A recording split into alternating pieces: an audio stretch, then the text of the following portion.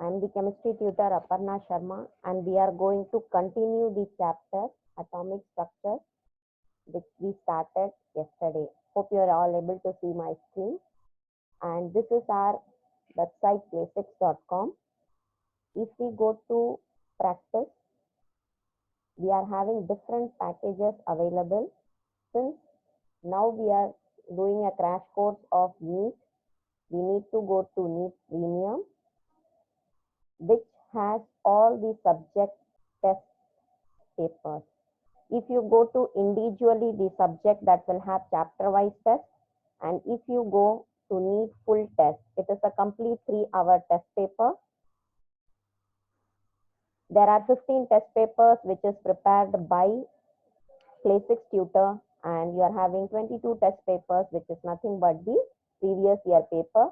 All the papers are solved, so you are full free to take the test, and once you complete the test, you will be comfortable enough to find out the answer of each question wherever you have gone wrong. Now let us start our session and continue the chapter structure of atom. So let me open the revision notes. If you click on revision notes, that opens into a new tab. Since it takes some time, it's already open for me. Let us continue the class. Till yesterday, we were talking about the atoms. We discussed about different combinations, but yesterday I started the concept of quantum numbers, which I just gave you a brief about it, but we need an explanation, complete explanation on the concept of quantum numbers, because there are many questions which occur in the exam related to quantum numbers. Hence, we should know each quantum numbers and relation between the quantum numbers. That is, how do we relate your principal quantum numbers to azimuthal quantum numbers, spin quantum numbers, magnetic quantum numbers, how they are interrelated with each other, or how do we calculate the form all the 4 quantum numbers if suppose we are given any one of the quantum number in the exam. So as I explain you each quantum number, I'll give you the sample question also related to that, so that you understand that in much better way. So when we talk about your quantum numbers, as I told you, principal quantum number, it is denoted by the symbol n. N says that all your principal quantum numbers will help you to find out the maximum number of electrons, or we can say it denotes orbital number. It denotes orbital number in more simple way.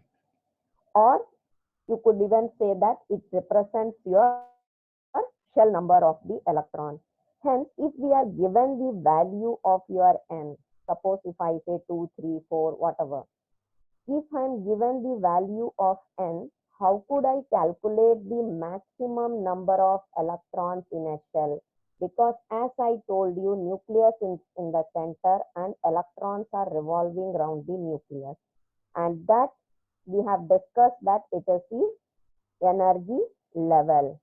What is energy level? I already explained. The electrons in an atom will revolve around the nucleus only in certain selected orbit.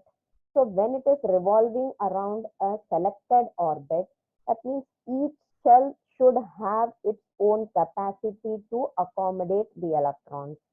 And that formula, that is 2n square, will help you to find out what will be the total number of electrons in each shell. If suppose I say, I am saying that your n value is 1, that means it should be 2 into n square, which is nothing but 2. Hence, I could say that, or I could conclude that the first shell could accommodate only 2 electrons, not more than that. If we go to the second shell of this, we could say that if I am saying n value second shell, that means our n value becomes equal to 2. Hence, we will say that it is 2n square, which will become 2 as to the 8. Hence, your can come to a conclusion that your second shell can accommodate 8 electrons. In the same way, we are having your next quantum number, that is your azimuthal quantum number. What do we understand from your azimuthal quantum number? An azimuthal quantum number is denoted with the symbol L. An azimuthal quantum number is going to help you, or it is going to describe the shape of the orbital that an electron is going to occupy. Or simple term, you can say that this is the shell, means how much, or azimuthal quantum number will help you to find out the number of subshell which is going to be present in your main shell. Hence, I should know what should be the relation between my n. We have told that it is the main shell, or it is the principal quantum number. Hence, if I know the n shell, how will I relate that to your L, that is nothing but the subshell. So there should be some relation between the shell and the subshell.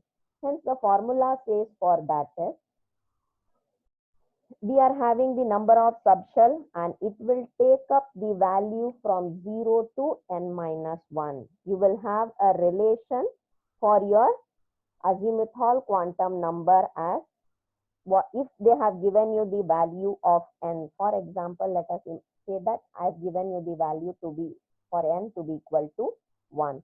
So what will be the relation between this n and L?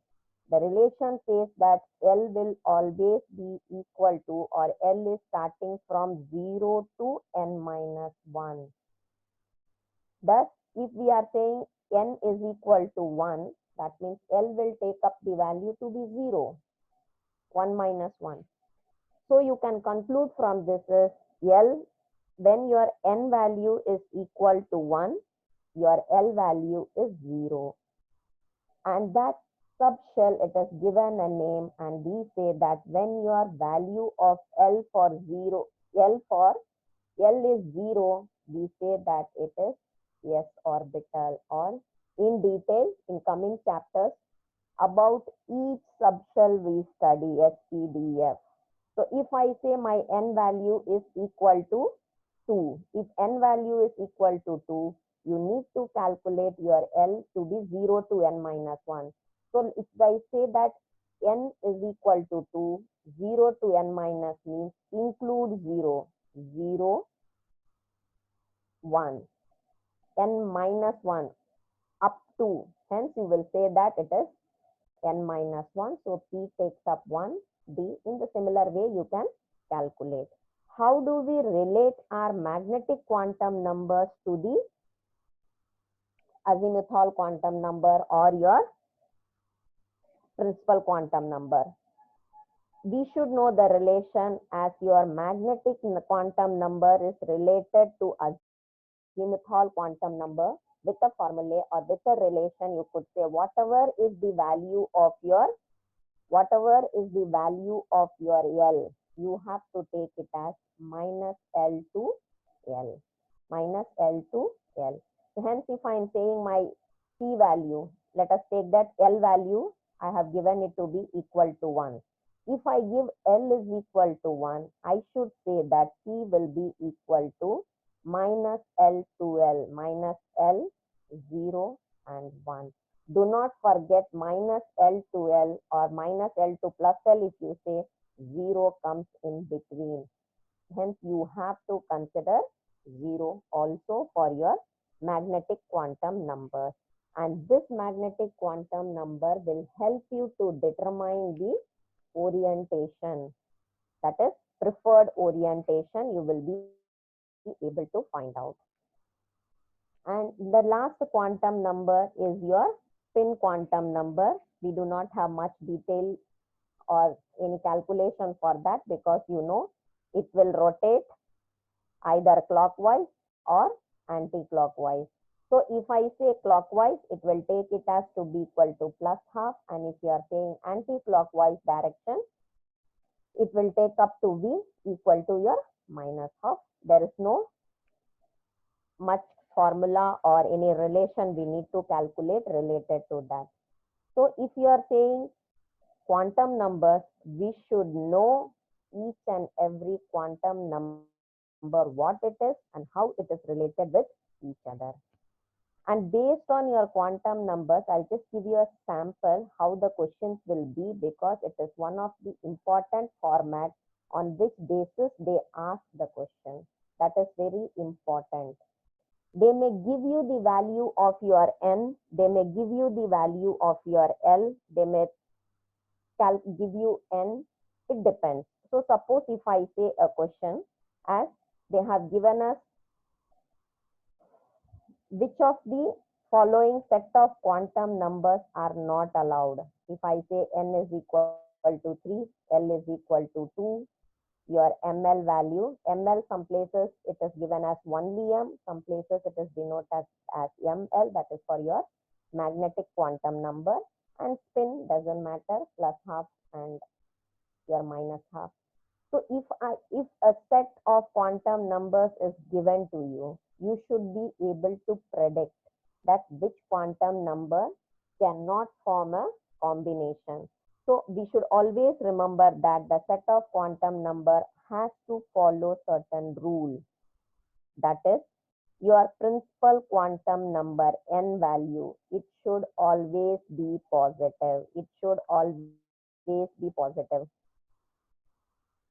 And it has to be positive because based on this value we calculate our L, based on L we calculate our magnetic quantum number, hence this has to be positive. And L can be any integral value from your 0 to n minus 1. And ml we have already discussed, it is minus L to L. Hence they may give you certain set of quantum numbers and you have to pick which can form a set of 4 quantum numbers. For that, you should know the rules, you should know the relation between each. Because quantum numbers are very, very important. Somewhere or the other, you will come across these type of questions. That is why I have done a additional session on this, because it's very, very important. And some places, even they may, if you do the test in our package, somewhere, some test you will come across these type of questions. So it is important that you take the test and see how the question format is. If you are coming up, some places they may give you only the value of n and they may ask you to calculate the other quantum numbers. For example, if I'm saying that given in the given question, if it is the principal quantum number is 2, please choose the possible other possible. From the possible option, you need to choose which are all the possible quantum numbers. Hence, you can calculate using this relation and you could conclude which option could be the right answer. This type of question you will come across many places or many tests, many previous year paper. When you try to take that, it will be existing. And some theoretical portion we need to discuss from this chapter, that is your, if we learn what is wave and the relation between your frequency, velocity, what is wave number, what is amplitude. So when you are talking about a wave, we say that it has a crest and a trough. And the height, if you are saying that, we say it as an amplitude, that is nothing but it can be the height of your crest or the trough. Doesn't matter, but it is considered as an amplitude. There is a relation between your frequency and your wavelength. If we know the frequency or wavelength, we could come to a conclusion how do we relate the velocity. And there is a wave number, which is nothing but the number of wavelengths, but here the criteria is it should be per centimeter. If we are able to calculate the number of wavelengths per centimeter, then that we term it as a wave number. This is a very simple concept which even you will be studying in physics. And when you come to your concept of your electromagnetic wave, you will be having a relation, or you can say range of their wavelength. Range of the wavelength. If suppose I am talking about radio wave, that range is 3 into 10 to the power of 14 to 3 into 10 to the power of 7. In the same way, for each wave you have a range. Why I am focusing on the range? Because you should know that based on the range, the questions are given. Hence, I should know the range of that. If I say microwave, wavelength is between 3 into 10 to the power of 9 to 3 into 10 to the power of 6. If I consider infrared, 6 into 10 to the power of 6 to 7600. In the same way, you will have for your visible as well as ultraviolet rays, X-rays and your gamma rays. It's more important to know at least your visible rays and your gamma rays, ultraviolet rays.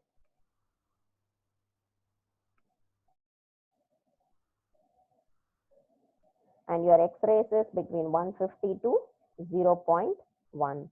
Gamma rays, it is 0.1 to 0.01.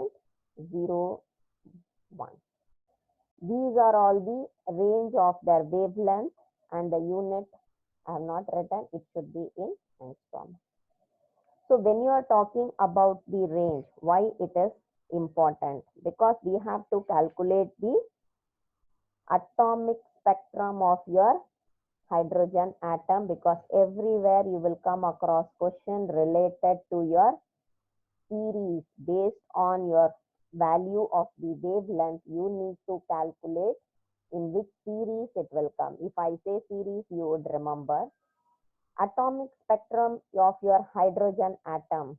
1 by wavelength will give you have a formula RH 1 by N1 square minus 1 by N2 square. Here the question will arise, what is N1 and what is N2? This is nothing but the integral value, and RH, you know, it is Rydberg constant. And hope you all know the value of your Rydberg constant is 108,978 centimeter inverse. This is a standard value. But why we need N1 and N2, and how do we calculate the atomic spectrum for it? N1 and N2, it depends on the spectral region where it is falling, whether it is an ultraviolet region or your visible region or your infrared region. So based on the region, you are having the value of your N1 or N2, or you can say, if you know the value of your N1 and N2, you could decide the spectral region. It is vice versa. Any one you know, you will be able to analyze the other. If suppose I say N1 value is 1, and here it could be 2, 3, 4 and so on, then if you calculate the value based on this wavelength, you will be able to say which region it is falling or what is the spectral region for it. And based on that, you should be able to calculate your important part is spectral series. Spectral series will tell you, like you will have questions based on your Lyman series, Balmer series, Paschen series. So based on that, you calculate your spectral series. In the similar way, if I say N1 value is equal to 2 and your N2 value takes up from 3, 4, 5 and so on, this spectral series, when you calculate it, you will come to a conclusion that the name it is given is Balmer series. Similar way, you can calculate for other Pasteur, your bracket, your P font. You will be able to calculate that.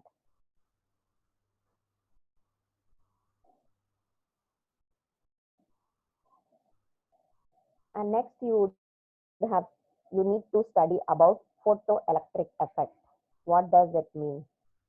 Photoelectric effect is nothing but ejection of your electron is going to take place from your surface of the metal when light of important part is it should have a suitable frequency. When it has suitable frequency,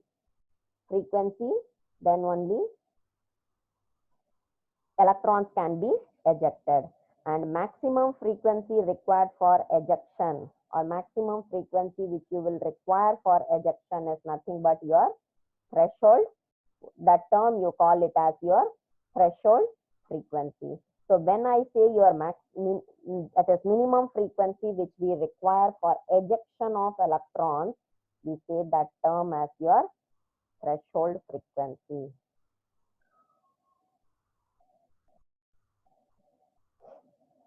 So we say that as your threshold frequency. And energy of the ejected electron, do remember your energy of your ejected electron will be directly proportional to the frequency of the radiation. And second criteria you should focus is the number of electrons ejected per second will always depend on the intensity of radiation. Hence you say h mu minus your h mu naught will be equal to half mv square.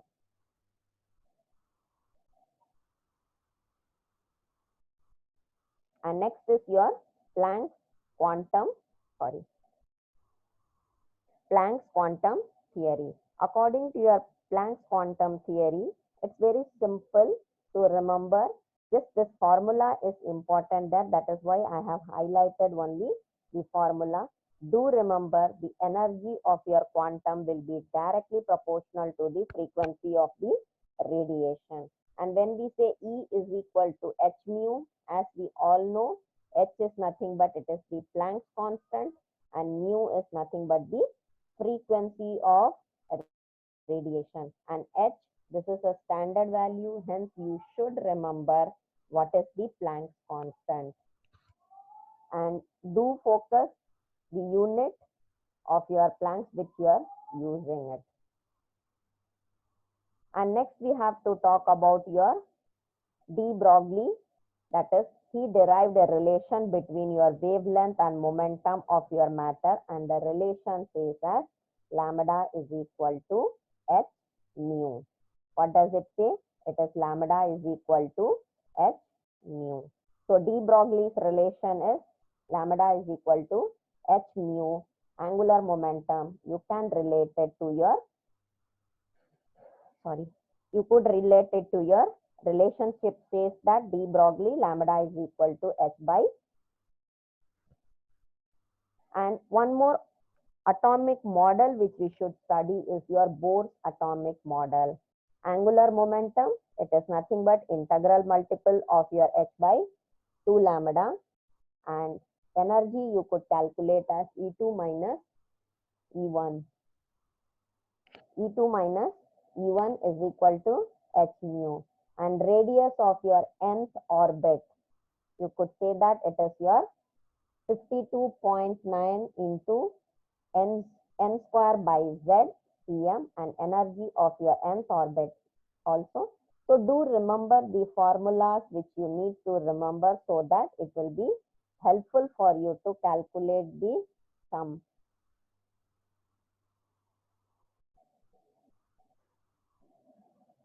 Okay. So we are done with the concept of your atomic structure.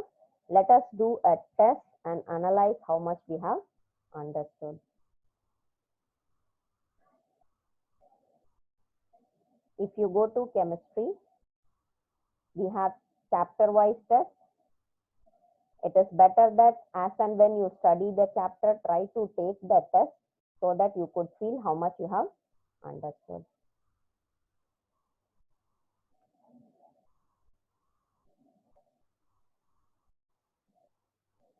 So this is our first question. We have to check which orbital is nearest to the nucleus. How do we calculate which orbital is nearest to the nucleus? As we discussed yesterday, we have a concept of your Aufbau principle. We have a concept of the Aufbau principle, and the arrangement of electrons in it will help you to find out which is being nearest to the nucleus among the given options. So how will you decide which is among the nearest or which is nearest to the nucleus? We have to analyze the concept of our Aufbau principle where electrons are being arranged. So among this, you have to choose, look at the series of your arrangement and you could find out which is being nearest to the nucleus. From the above principle, you will be able to calculate that, or you will be able to find that. And next question says the number of nodal planes are same. What do we mean, or how do we relate our nodal planes? The formula for your nodal plane says that the total number of nodes you could calculate in an orbit to be n minus 1. So the total number of nodal planes will be same. Here, if you look at the option, as I told you, this number, this is your n, that is your principal quantum number, and this is your subshell. So if I say nodal plane formula to be n minus 1, and I have to take n value. So immediately after looking at the option, we could very easily say that from the option of D, that is 4s and 4p, n value is same. That means ultimately our n minus 1 will also be same. Hence nodal planes will be same in your option D. Next is the number of d electrons which is present in your Fe2 plus, the number of d electrons. It's very simple. If you do the electronic configuration of your Fe2 plus, we could find out very easily that what is the electron, how many d electrons we will get. It is 1s2, 2s2, 2p6, 3s2, 3p6, and your 3d6. So we could conclude from this that how many d electrons will be present. It should be your option B, that is 6. So it's very simple. You could do the electronic configuration and you could be able to predict the answer. Let us save that and go to next. Next question says, which subshell has the maximum energy? Which subshell has the maximum energy? Which subshell will have the maximum energy? It's very simple to find out, because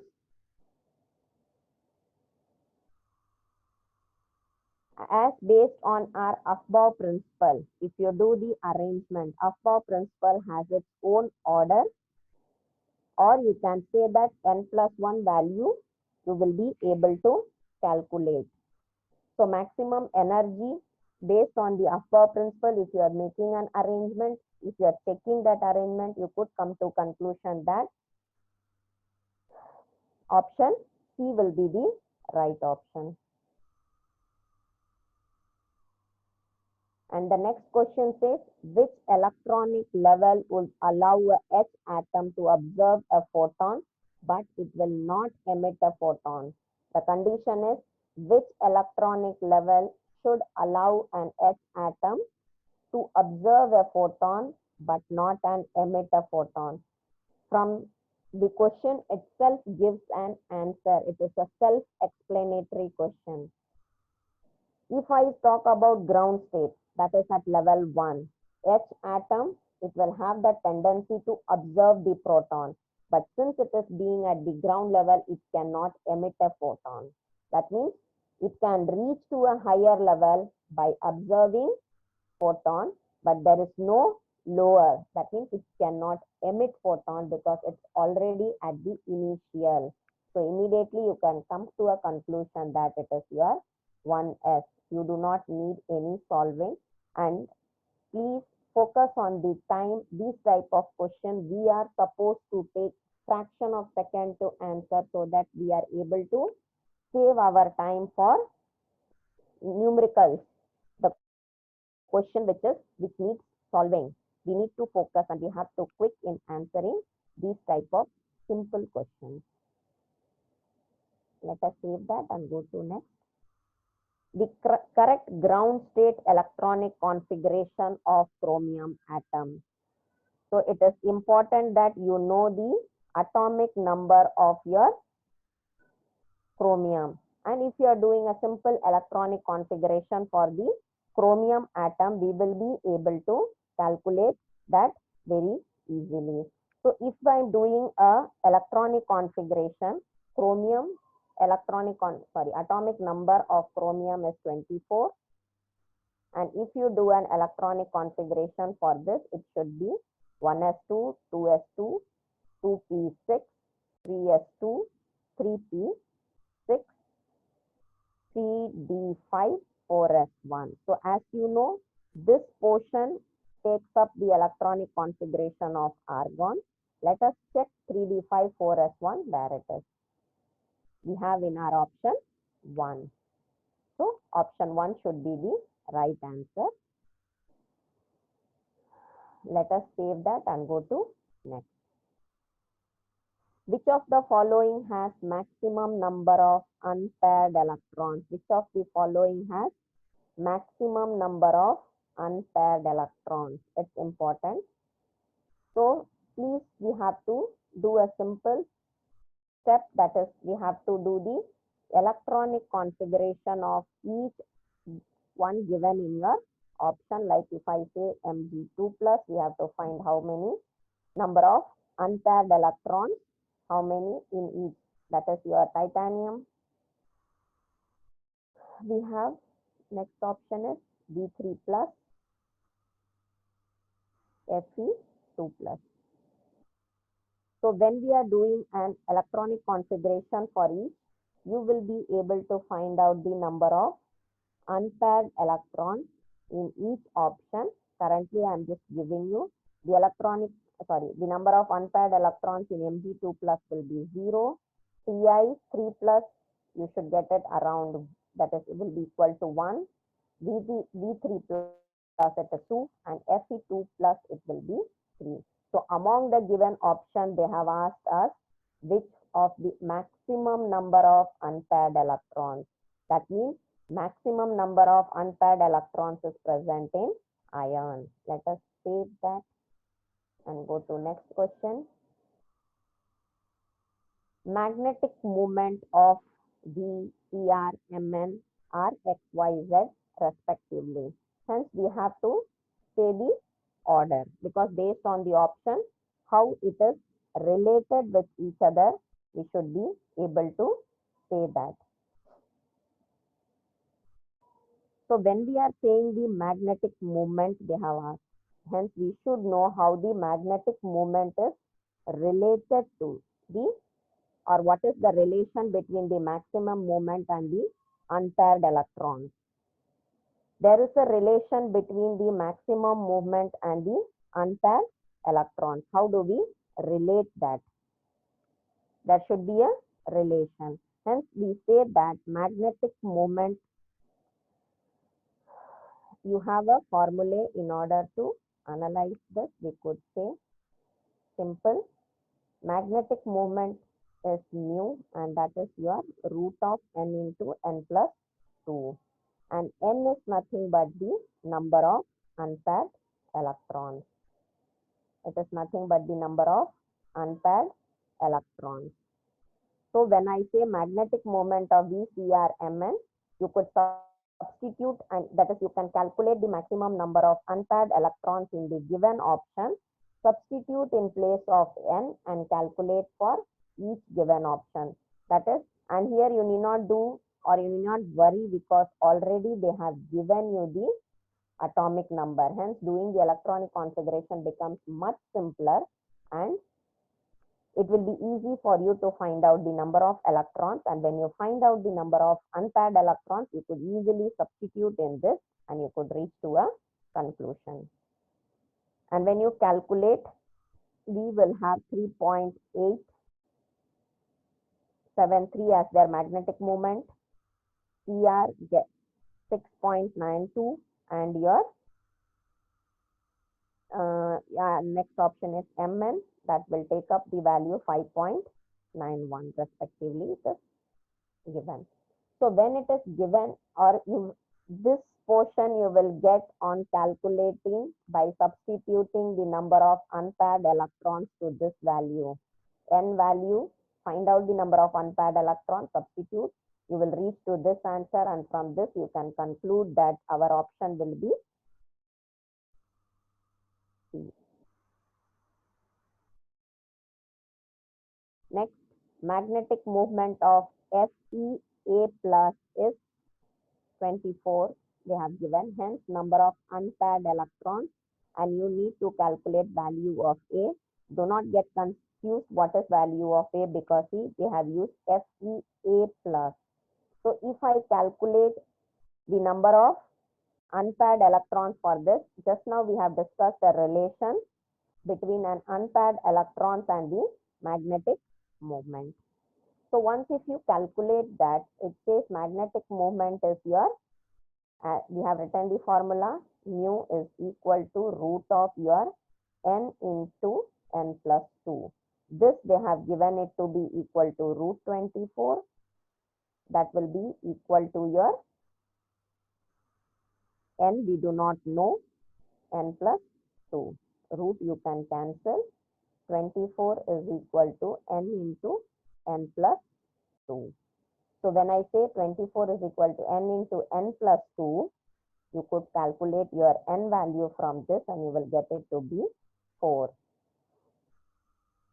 And when n is equal to 4, that you can conclude that it is having 4 unpaired electrons. So when it is 4 unpaired electrons, very easily you can predict the configuration, and you could say that it is Fe2 plus.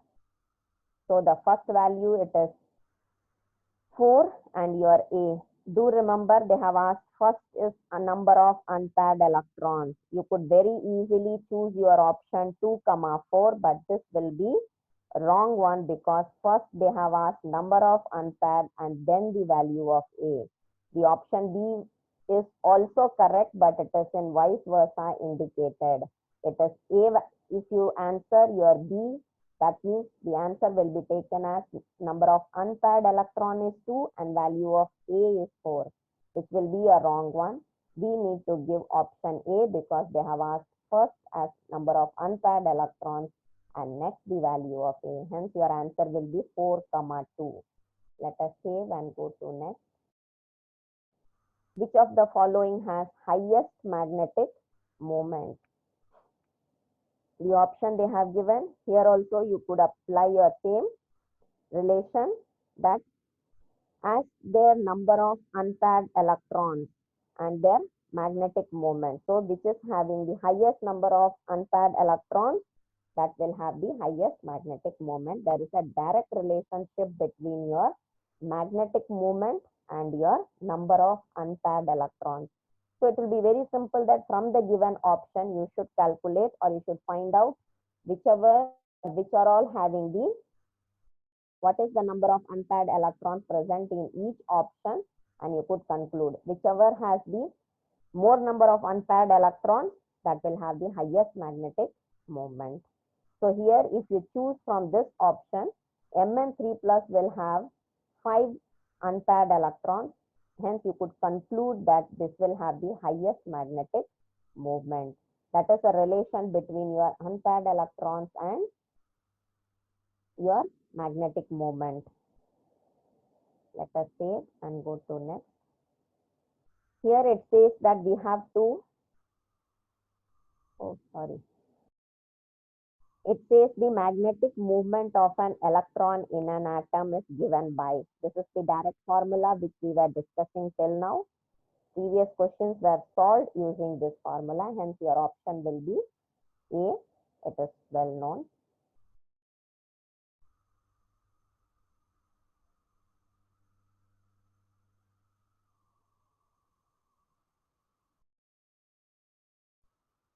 How many unpaired electrons are there in Ni2 plus? If you do an electronic configuration for it, you will be able to find out the number of unpaired electrons present in Ni2 plus. How many unpaired electrons are there in Ni2 plus? What will be the electronic configuration of your Ni2 plus? Based on that, it will be very simple to find out the. So if I do the electronic configuration of your Ni2 plus, it's very simple.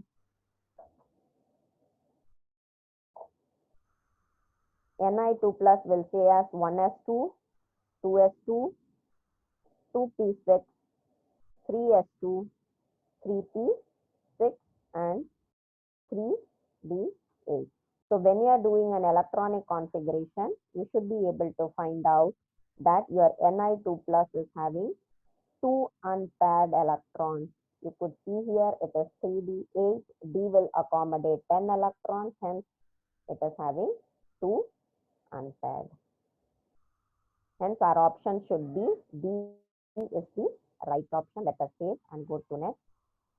Determine the element of lowest atomic number that contains a complete D subshell in the ground state. Determine the element of the lowest atomic number that contains a complete D subshell in the ground state. So this is also a simple, just you have to do an electronic configuration of that and you will be able to find out that the element with the lowest atomic number that is going to contain complete D subshell in ground state will be copper.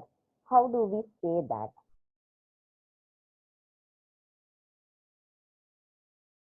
Copper has electronic configuration, or you can say atomic number of copper is 29 and the electronic configuration is 1s2, 2s2, 2p6, 3s2, 3p6, 4s1 and 3d10.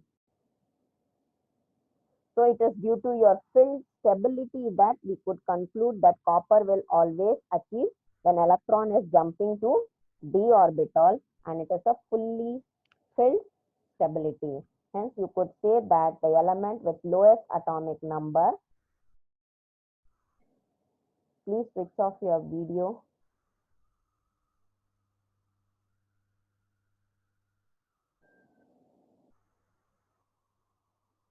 Hence our option should be copper.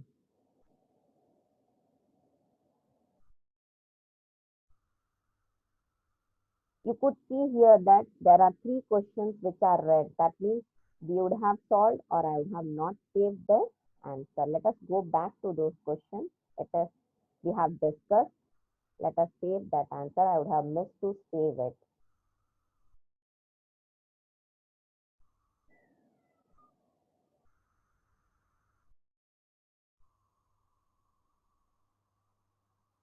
In ground state, when chromium, we have to find out.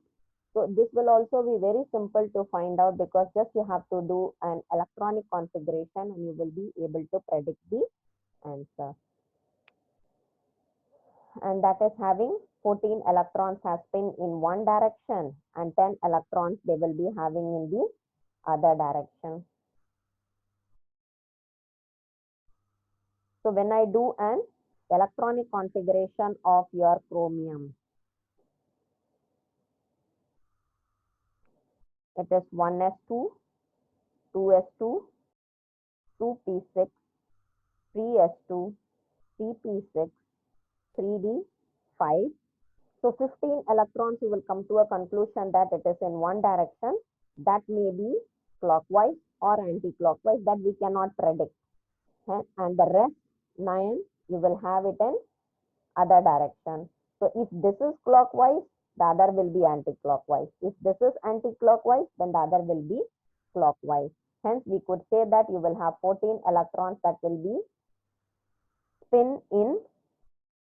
So we have concluded, they have given here 14 electrons spin in one direction, 10 electrons in other. But what we have found out, it is 15 electrons and 9. Hence, from the given option, your C option should be right because that gives 15 electrons have spin in one direction and 9 electrons in another direction.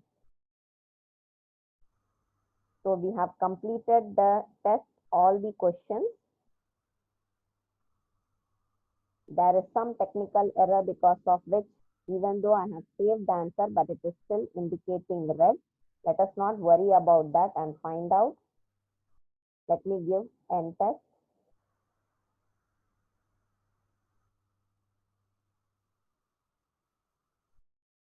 So when we give here end test, it says that question number 7 and 15, I have marked it as incorrect. So if you go to the question, whichever we have marked it as incorrect, that will help you to find out that what should have been the right answer.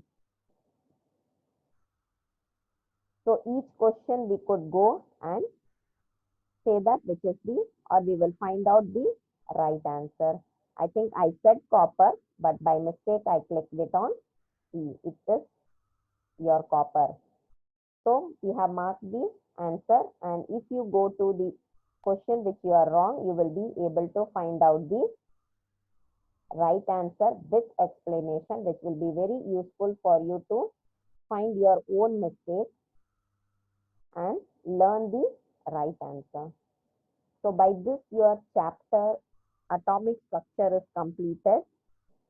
Catch you on Monday with a new chapter, and you could refer to our website and you can ask your questions through the ask, and if you are having still any problem, you can communicate to us